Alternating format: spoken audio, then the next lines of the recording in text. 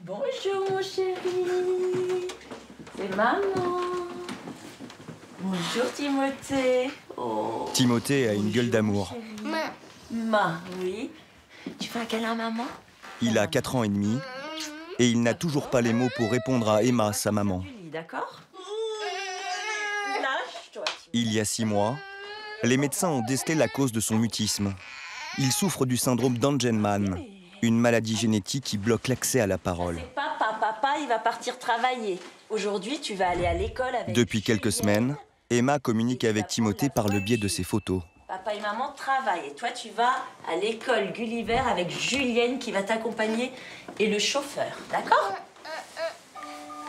Depuis 2005, une loi garantit aux enfants une place dans les écoles. Mais dans celle de son quartier, on a fait comprendre à Emma que le handicap de son fils était trop compliqué à gérer. Oh là là, mon ange. Avant, Timothée avait un mode de communication où il tapait, il mordait tous les enfants, les adultes, parce que c'est son mode de communication. Il n'y a aucune agressivité, mais il faut le connaître. Donc les gens de l'extérieur, ça passe pas du tout. Vous allez au square, vous vous faites insulter par les parents, parce qu'ils sont pas au courant, ils savent pas qu'il a une maladie génétique, et je peux pas non plus raconter ma vie. Donc on était plutôt renfermés, on restait chez nous, on ne sortait pas trop. La vie à l'extérieur a commencé en septembre dernier quand Timothée a intégré une école qui l'accepte, malgré sa différence. Voilà. Bonjour Timothée. Une école unique qui se trouve à l'autre bout de Paris.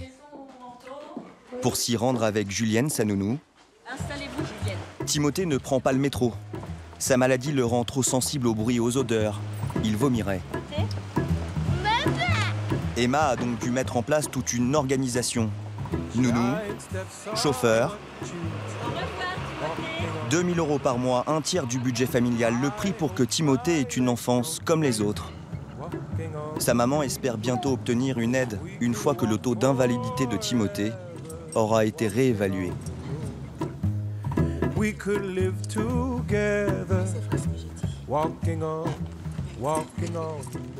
Il regarde bien, hein. Il connaît son chemin, lui. Il connaît la route? Ah oui, oui.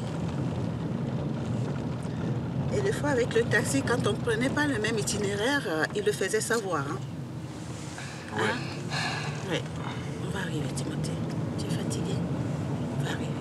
1 heure de trajet. Petit souriant. J'aime la caméra, apparemment. Alors, on est arrivé. Et le voilà aux portes de l'école Gulliver. Tu dis au revoir? L'école où la différence est considérée comme une richesse.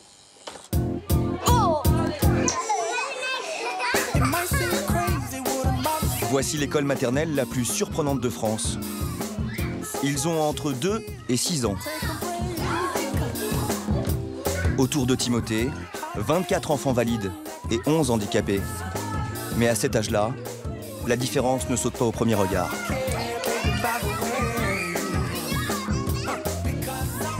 Ibrahim, 3 ans, souffre pourtant d'angoisse chronique. Loris, 6 ans, a des problèmes psychomoteurs. Et ensemble, ils vivent une expérience à part.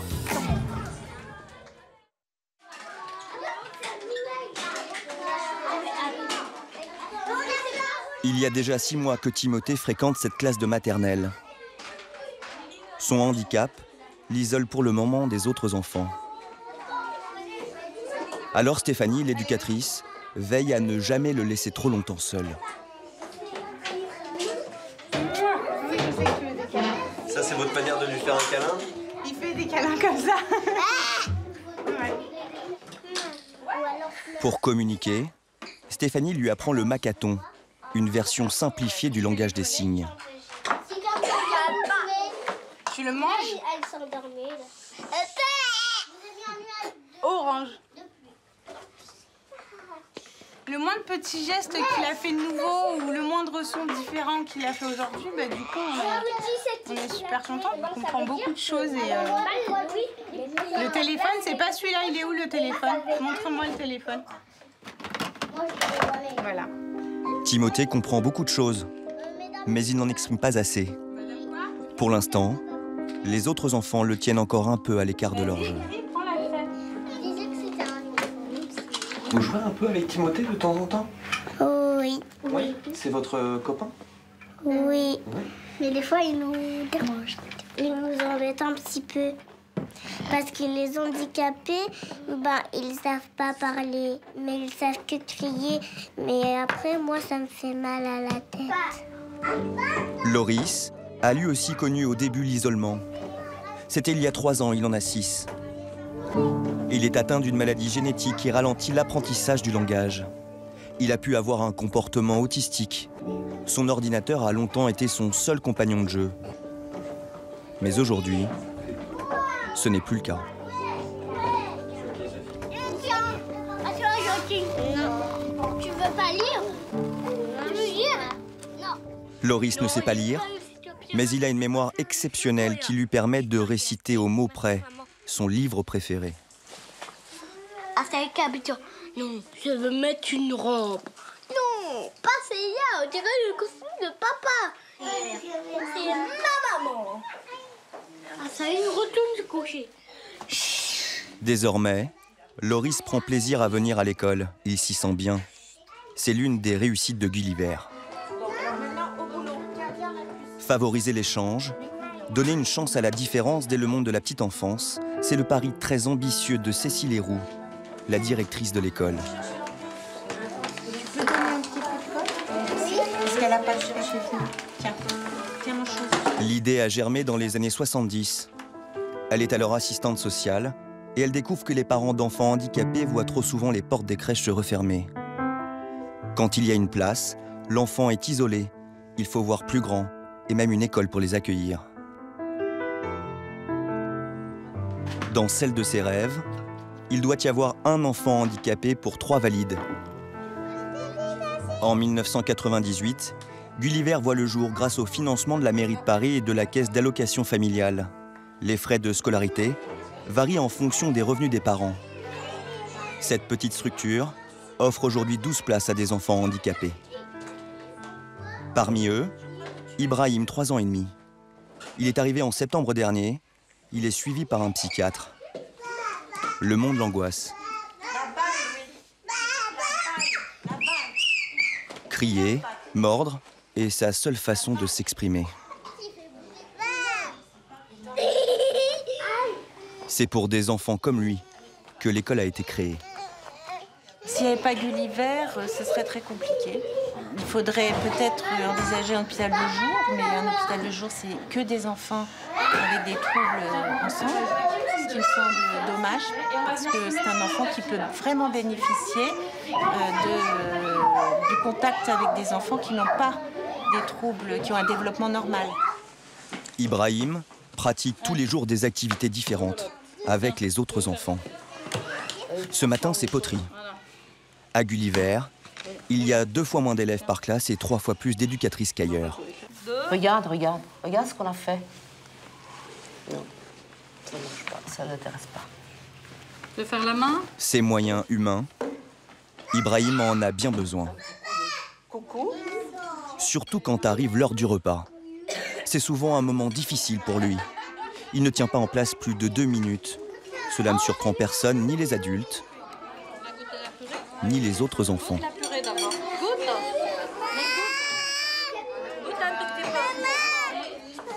Ce jour-là, Ibrahim est particulièrement angoissé. J'ai bien vu que t'étais fâché. Moi aussi, je suis fâchée. 4 éducatrices vont se relayer auprès de lui toute la journée pour le rassurer.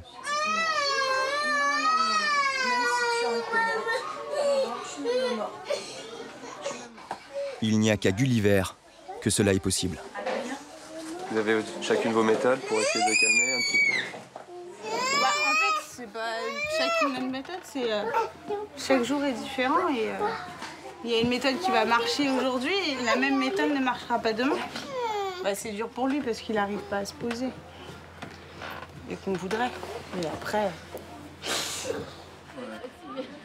Malgré tout, les activités se déroulent pour tous les enfants comme si de rien n'était. Ou presque.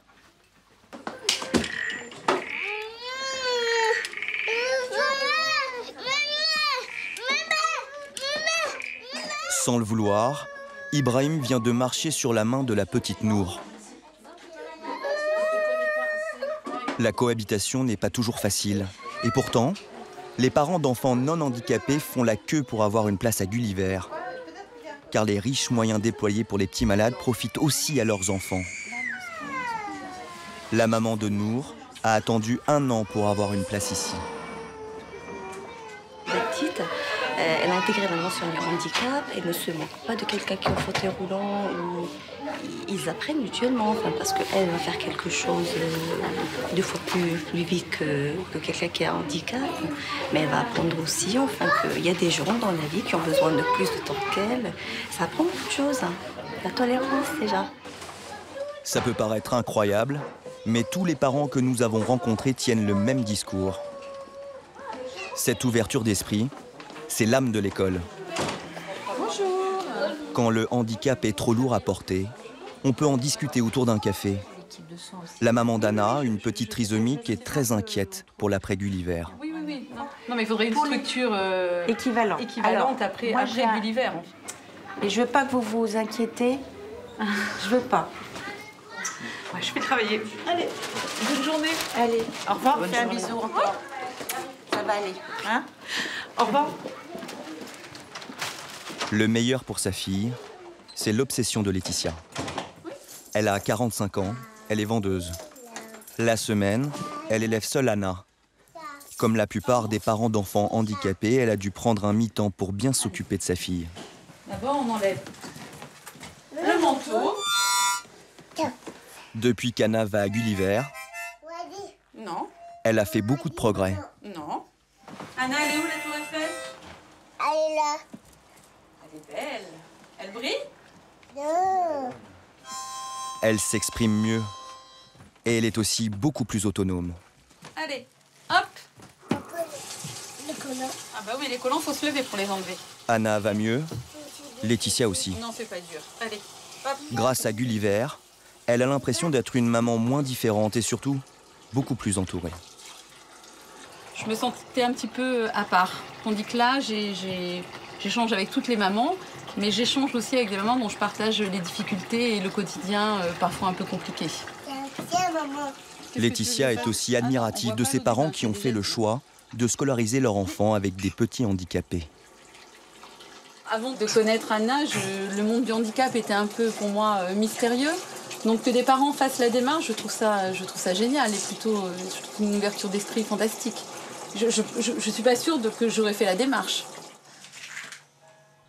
Grâce à ses 4 ans passés à Gulliver, Laetitia espère qu'Anna pourra intégrer une école classique dès le CP et poursuivre sa scolarité.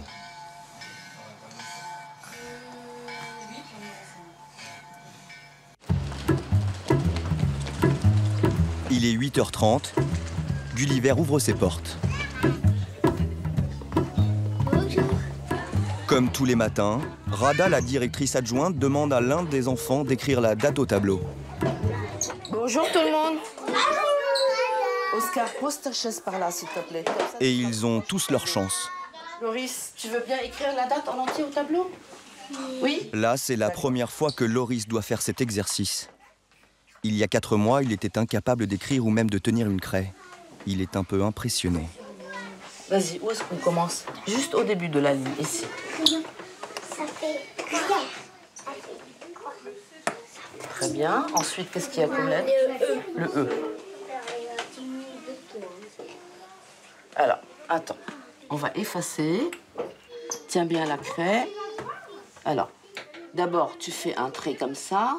Rada a passé des heures et des heures à lui apprendre à placer ses doigts sur un crayon. D'accord? Quelle lettre vient après? Très bien, Loris, parce que tu fais des efforts pour écrire entre les 2 lignes. Très bien. Tu te souviens comment on a fait le E? Ah oui. Bravo, très bien. Bravo. Et Ouais.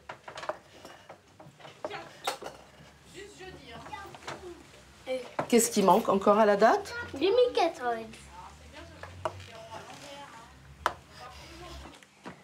Alors, comment vous trouvez la date que Loris vient d'écrire? Bien. Elle est bien? Oui, Loris? T'es content? Oui? Bravo, Loris, très bien. Qu'est-ce que vous en pensez? Bravo, Loris. Loris aussi, il a pris pour un. Bah oui. Comment il était, Loris, au début de l'année? Est-ce qu'il était capable d'écrire la date en entier, par exemple? Non, il n'était pas capable parce que, il était handicapé des doigts. Ah, donc Loris n'est plus handicapé, c'est ça? Oui. Maintenant, il travaille très bien. Et vous êtes d'accord avec Feriel? Oui. Oui? C'est une belle journée aussi pour Ibrahim. Une fois par semaine, avec ses copains, il a piscine.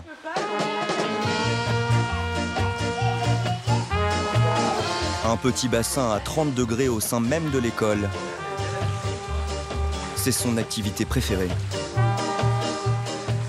Dans l'eau, il est calme. La maladie se ferait presque oublier.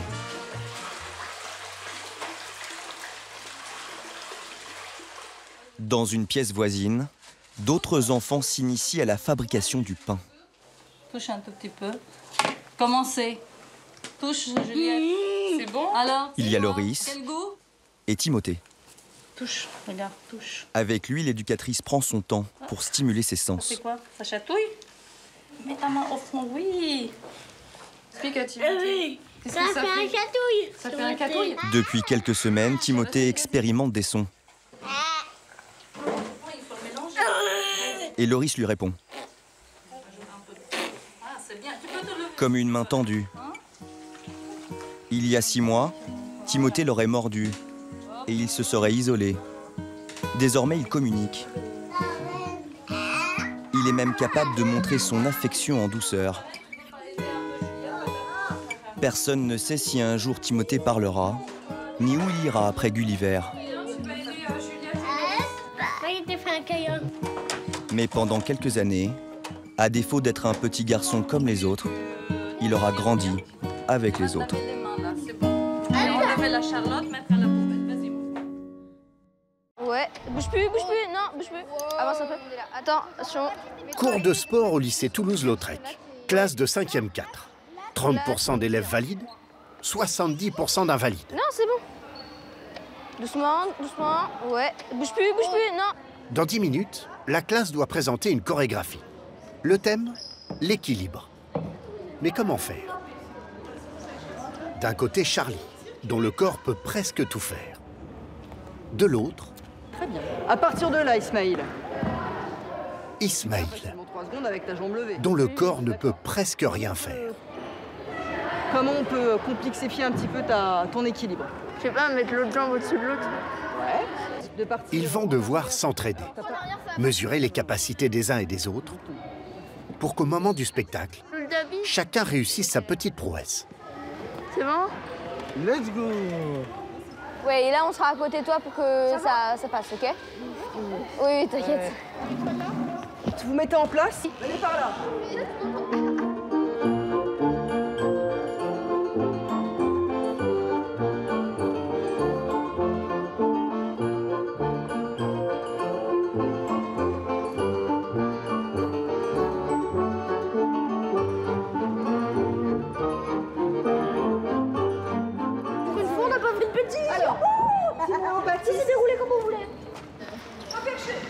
Charlie a 12 ans. Elle est scolarisée ici depuis 2 ans. Dans mon ancienne école, on faisait sport, mais du coup, on devait courir et tout. On faisait des tours de stade, c'était horrible. Alors que là, on fait pas ça. On fait des jeux, puis c'est drôle, on s'amuse bien. Attendez, Léo, le roi... Oublier le handicap. Faire cohabiter valides et invalides. Voilà le lycée Toulouse-Lautrec, en région parisienne. Cela commence le lundi matin par un embouteillage d'ambulances. Elles arrivent de toute l'Île-de-France déposer les élèves les plus lourdement handicapés qui vont passer la semaine à l'internat. Éméré, Lise et Ismaïl ont des maladies graves. Charlie, elle, est en parfaite santé. C'est une énumération. Dans ce monde inversé, les valides sont pour une fois en minorité. Ils ne représentent qu'un tiers des effectifs. Combien ça coûte? 50 €. Merci. 350 élèves, Du CP au BTS, les soignants y sont plus nombreux que les enseignants. Un établissement unique que l'on vient visiter du monde entier. Il y a des structures du même type qui existent au Japon ou...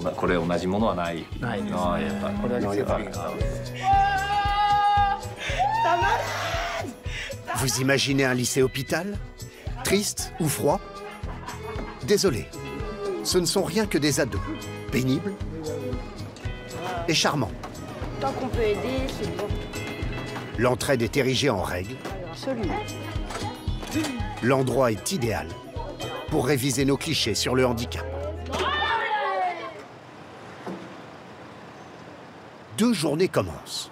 Celle de Charlie, qui s'est réveillée à 7h15.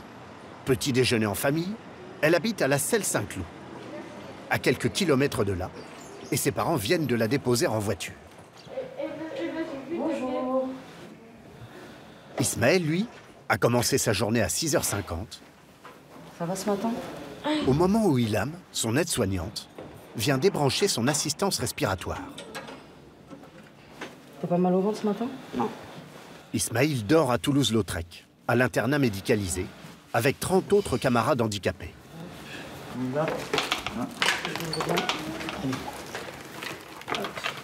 Un corset, des vis. Le plus important quand on met le corset, c'est vraiment qu'il n'y ait pas de plis. Ismaël vit depuis sa naissance dans une armure. Alors, est-ce que ce t-shirt passe sur ton corset? Le maillot de Paris. Tu suis pas les matchs, hein, Ismaël? De temps en temps, c'est... Mais juste le maillot. Là, ça paraît impressionnant, mais ils ont l'habitude. Maintenant, je l'ai tellement au quotidien que c'est devenu banal de le porter. Il fait partie de moi. Il est atteint d'une dystrophie, une maladie qui a détruit ses muscles et rend son fauteuil électrique indispensable. Oh. Ouais. C'est mon petit bébé. À 8h30 précise, il arrive en classe, comme si de rien n'était. Bonjour. Bonjour Ismaël. La 5e 4, où à part Charlie, personne n'utilise un stylo. Peut-être même avez-vous écrit son nom sur... Lors de la dictée du matin, on découvre une classe à effectif réduit, 10 élèves, entièrement aménagée en fonction des besoins de chacun. Chaises orthopédiques, ordinateurs et logiciels adaptés. Peut-être même avez-vous écrit son nom sur la Ismaël boîte aux lettres verrouillée a un pavé tactile qui lui permet de taper les lettres une par une. Oula. Vous pensez pour autant que Charlie ne voit que des avantages à être la seule à utiliser un stylo? Pas sûr. Virgule. Le temps que je m'applique et que j'écrive correctement, ils ont déjà fini, vu qu'ils tapent plus vite, ils sont plus à l'aise au clavier. Donc paradoxalement, c'est presque un handicap d'écrire avec la main? Non, c'est pas ça, mais parce que ça a ses qualités et ses inconvénients, mais parfois c'est bien, par exemple quand il faut recopier plein de phrases pour juste rajouter un mot, c'est bien de faire des copier-coller pour que ça aille plus vite. Quant à Ismaël, n'attendez pas qu'il se plaigne. Tu pourrais te dire tous les jours, à chaque cours, qu'est-ce que c'est contraignant quand même de devoir faire tout ça? Je peux pas me permettre. Si je dis ça, c'est que je m'insulte moi-même et aussi les gens qui sont handicapés comme moi. Parce que du coup, si je dis « Oh le handicap, c'est énervant », patata, je me rapitoie que sur mon sort et ça fait pas avancer les choses. Et il faut pas s'apitoyer. J'aime pas ça. Je n'aime pas ça, c'est tout. Je le fais, mais pas souvent. Je te le range ou pas? Oui. Oh. À la fin des cours, Charlie range spontanément les affaires d'Ismaël. Ouais, c'est bon, Baptiste. À Toulouse-Lautrec, on s'en tient à des règles simples.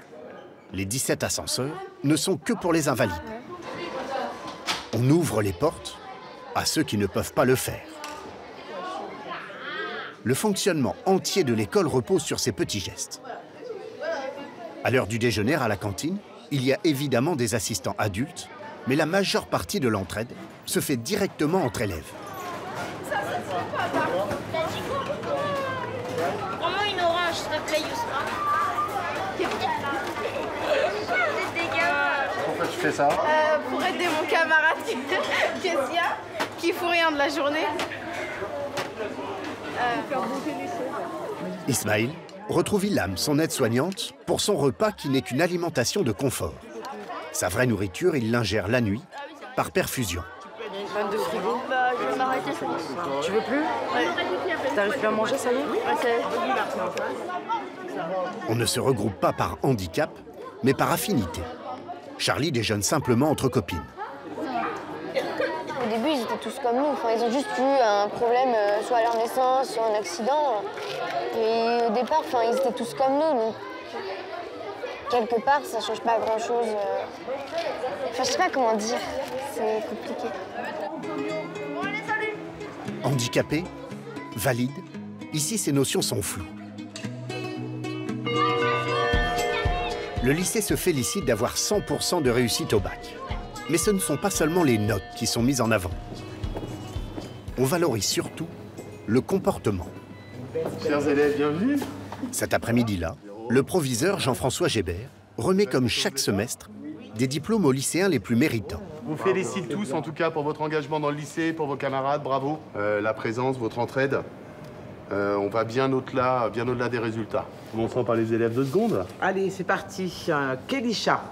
Bravo, madame. Super. Bravo aussi. Merci. Bravo aussi. On a besoin de ça. L'entraide entre les élèves, valides, handi ou handi entre eux, peu importe, c'est ça qui va permettre que ça fonctionne au quotidien. On ne pourrait pas fonctionner, ne serait-ce que sur un temps de cantine, si on n'avait pas les élèves qui, entre eux, s'aidaient pour porter le plateau, ouvrir un yaourt, des choses toutes simples. Enfin, vous seriez obligé d'embaucher un nombre d'accompagnants trop important. Donc là, on ne serait plus dans un lycée, on serait dans un monde d'adultes. Salut Christelle.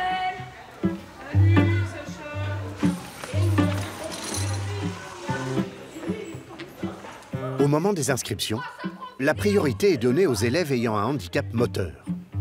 Les autres peuvent avoir un handicap invisible, une phobie scolaire par exemple, ou bien être à Toulouse-Lautrec par choix, comme Charlie.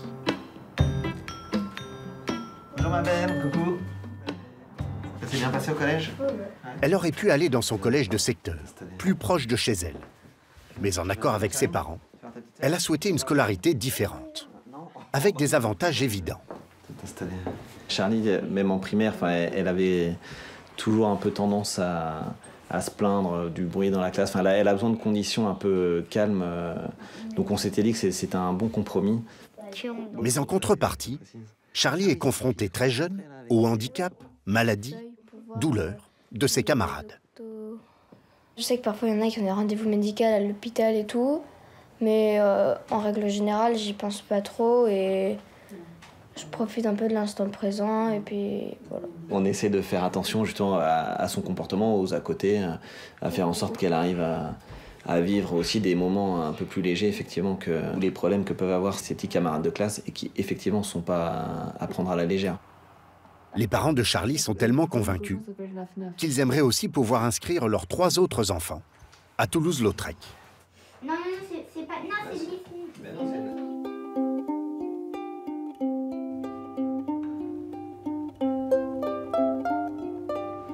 Lise aurait sans doute préféré ne pas être là. Il y a 3 ans, elle était encore debout.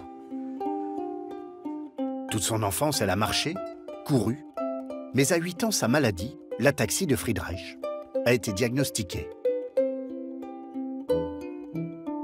Une maladie dégénérative des muscles qui l'a obligée à utiliser un déambulateur dès 12 ans, puis à son arrivée à Toulouse-Lautrec il y a 3 ans, Tu sais que je fais pas les tresses. un fauteuil. T'as vu mes cheveux? C'est pas... Tu veux qu'on essaye de faire une tresse? La voilà à 16 ans, en pleine adolescence, tenue d'accepter l'aide de son assistante, Rosalie. Bah là, regarde sur le dessus du pied. Je pense que c'est une relation de confiance qu'il faut avoir. Parce que, comme on en a discuté avec Lise, c'est quand même très intime les actes qu'on peut faire, que ce soit par rapport à la douche, par rapport aux toilettes, etc., à l'habillage. C'est des moments importants des jeunes, surtout À cet âge-là. surtout à cet âge-là, tout à fait. Au début, je demandais pas grand-chose et je demande de plus en plus. Pourquoi? Tu oses demander de plus en plus? Parce que j'en ai besoin. Implacable lucidité. Lise ne se plaint jamais. Mais pour elle, Toulouse-Lautrec a d'abord été une mauvaise nouvelle. Taper. Ah, bonjour Lise, vas-y, rentre. Qu'est-ce qui t'arrive? J'aurais besoin d'une ordonnance pour renouveler mes votes de contention. Je te signe déjà celle-ci. Le docteur Brière, l'un des 5 médecins de l'établissement, l'a accompagné dans les phases de sa perte d'autonomie. Tu connais, c'était quel... Je me souviens, Lise, quand tu es arrivée, c'était quand même difficile de franchir la porte du bureau, parce que c'était aussi quitter le milieu valide, donc c'était renoncer au milieu valide. Mais tu étais quand même épuisée en milieu valide, à avoir ton emploi du temps scolaire, ton emploi du temps de rééducation. C'était fatigant pour toi, c'était compliqué pour ta famille. Et on sentait qu'ici, tu venais poser tes balises, d'une certaine façon. En arrivant ici, quand j'ai eu le fauteuil, c'était un peu le plus bas de la pente avant de remonter, en fait. Parce que c'était le plus bas de la dégradation que je pouvais avoir, je pense. Est-ce que tu penses que c'est les épreuves que tu traverses qui forgent d'une certaine façon un caractère? Forcément, moi, ça m'a poussé à avoir de la volonté, à vouloir essayer, à m'accrocher. T'accrocher, c'est-à-dire? Quand c'est difficile, quand j'ai des douleurs, je me dis que parfois je pourrais tout lâcher ce que je supporte, ne plus se battre, lâcher son combat.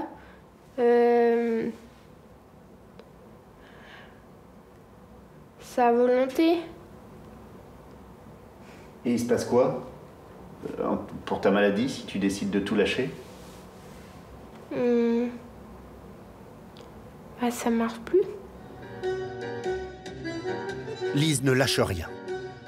Elle peut compter sur le lycée, qui lui propose en permanence des activités adaptées, comme le théâtre. Starveling, vous devez vous charger du rôle de Pyram. De Tisbé. Quel meilleur moyen de travailler sa respiration, sa voix et même sa timidité. Et cela suffirait pour nous faire tous pendre. Voilà Lise confrontée à Shakespeare et au regard des autres. Je me souviens que après ma première représentation, j'ai une prof qui m'a dit qu'elle avait entendu pour la première fois ma vraie voix, parce que j'avais pu m'ouvrir et parler en fait. Ici, ça m'a aidé parce que je suis plus la seule différente et j'entre dans la normalité, ce que j'étais pas avant.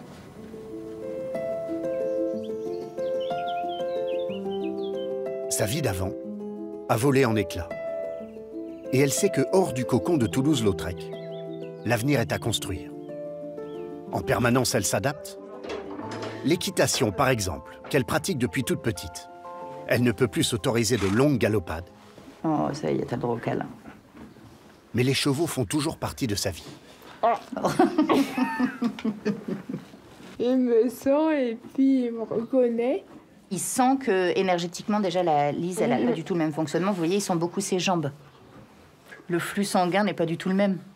Donc, du coup, il sait qu'il y a une fragilité et du coup, il a conscience que lui, il pourrait lui faire mal, donc il fait hyper attention. Quand quelqu'un est triste, son cœur bat d'une certaine façon et c'est là que les chevaux vont aller faire un câlin. D'ailleurs, toi, je trouve qu'il te fait beaucoup de câlins. J'aime bien les câlins, moi. Fais un petit peu de boulot. La séance avec son équithérapeute, Gwenaëlle, est un défi physique pour l'adolescente. Si tu sens qu'elle accélère, qu'est-ce que tu fais? Je respire. Tu respires, tu te détends. J'entends pas ta voix. Allez, Queen, marche. Allez, allez. Oui, ok, ça. Très bien. C'est pas mal du tout, ça, mademoiselle, aujourd'hui? C'est énorme ce qu'on lui demande. Sollicite énormément de muscles, donc c'est hyper difficile. C'est douloureux par moments. C'est épuisant. Et le maintien du regard, en fait, l'épuise beaucoup. Tu vois, quand toi, tu relâches, elle souffle un peu plus avec ses naseaux et elle va se rapprocher. Relâche encore. Encore. Voilà. Tu peux faire encore plus que ça. Voilà. Ah, elle me met des boules dans le ventre souvent, Lise. Elle a pu me dire, par exemple, que... elle me dit, tu sais, Gwen, je vois bien, là, je devrais pouvoir marcher, sortir avec mes copains. Et en fait, maintenant, si j'ai pas de fauteuil électrique, je peux même pas me déplacer seule. Voilà. Et puis elle me dit, bah, je sais pas quel va être mon avenir. Et nous, on n'a pas de mots face à des phrases comme celle-ci. Hein. Regardez-la. Là, c'est là qu'il faut la regarder, parce qu'en fait, elle a un super sourire.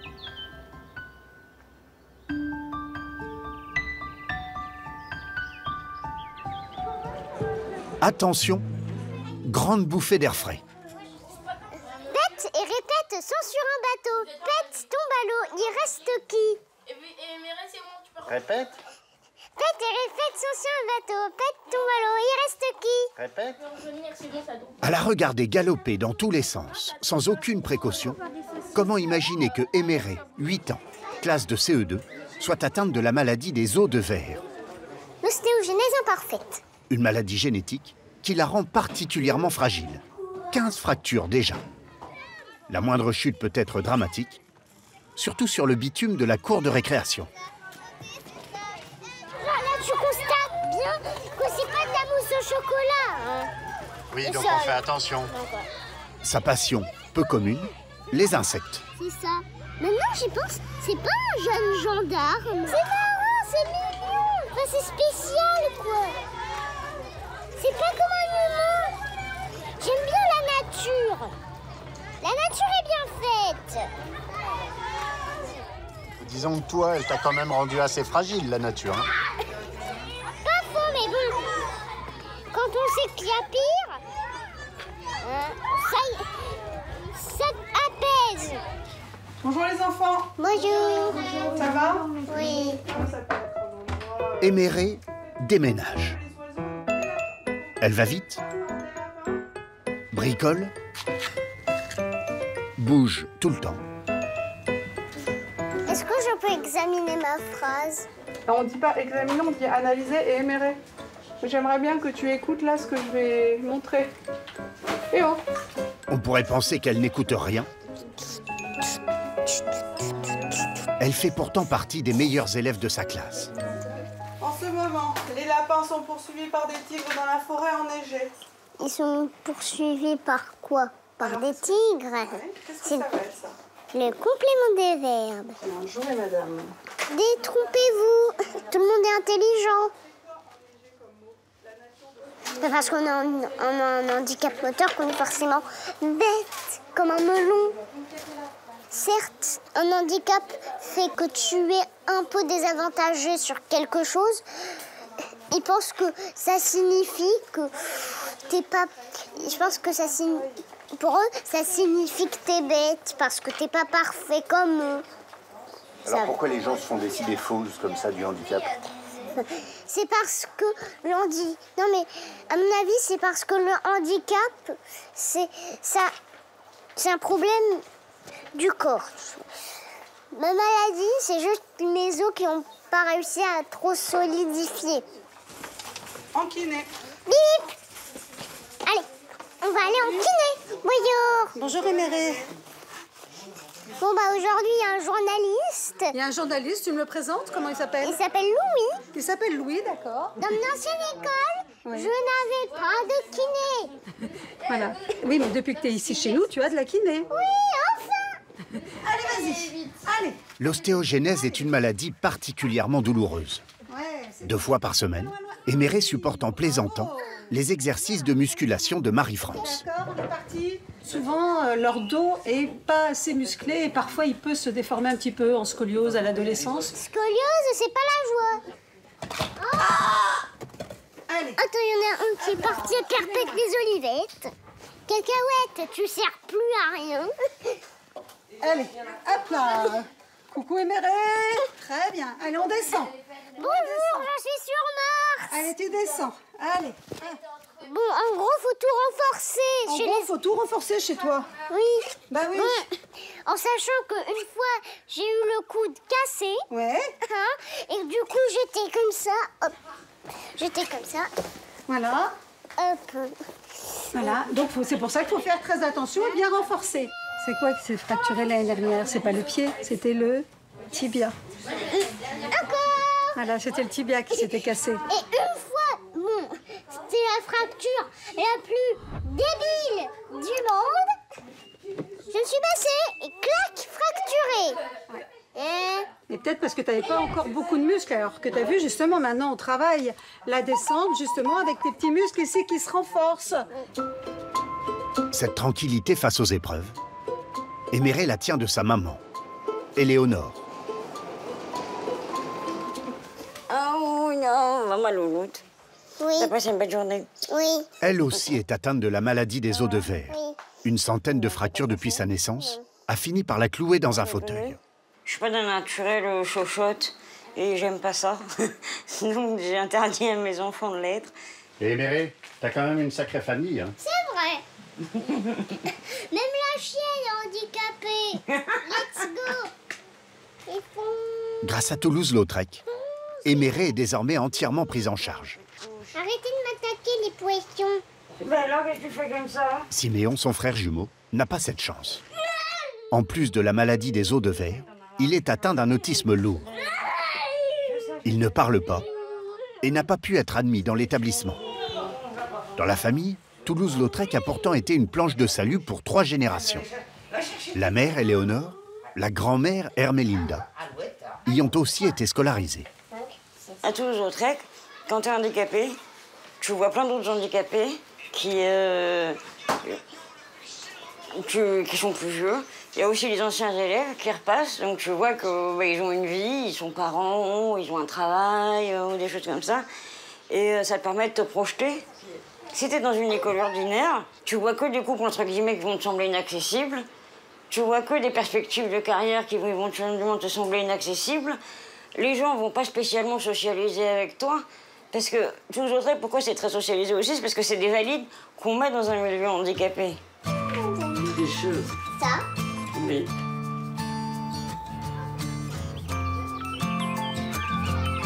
Tous ces élèves font face à l'adversité.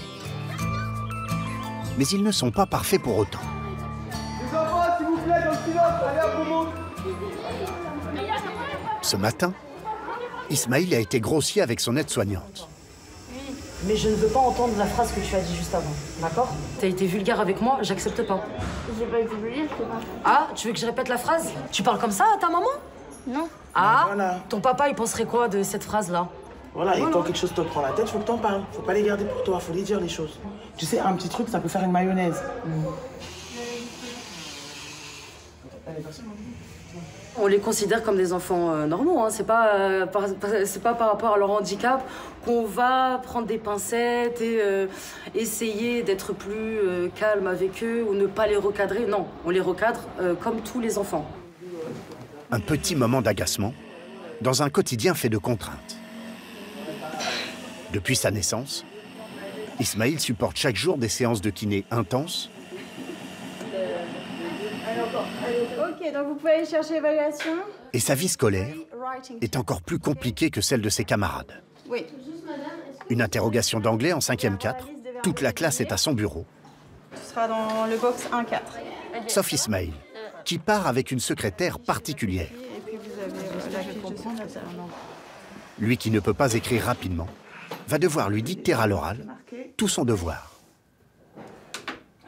Once upon a time, there was a boy. A boy? Working. Une discipline qu'il devra supporter jusqu'à son baccalauréat. En fait, je ressens une petite angoisse à l'idée de me dire que mes réponses sont 2 fois plus observées que si j'écrivais moi-même en classe. Mais j'essaye de pas trop y penser pendant le contrôle. Cela ne l'empêche pas d'avoir un rêve symbolique pour plus tard. Gravir l'Everest. Une fois que chacun d'entre eux a réussi à poser ses valises à Toulouse-Lautrec, l'enfance reprend son cours. Lise a trouvé en Jade, sa coloc d'internat, son indéfectible amie. Bonjour, vous voulez des feux? Éméré s'autorise ici à courir, sauter et peaufiner ses meilleures blagues. C'est ça? Oui, et ça. Ok, ça fera 1 milliard d'euros. Comme tous les enfants de leur âge, ils n'aspirent qu'à une chose, être strictement comme les autres.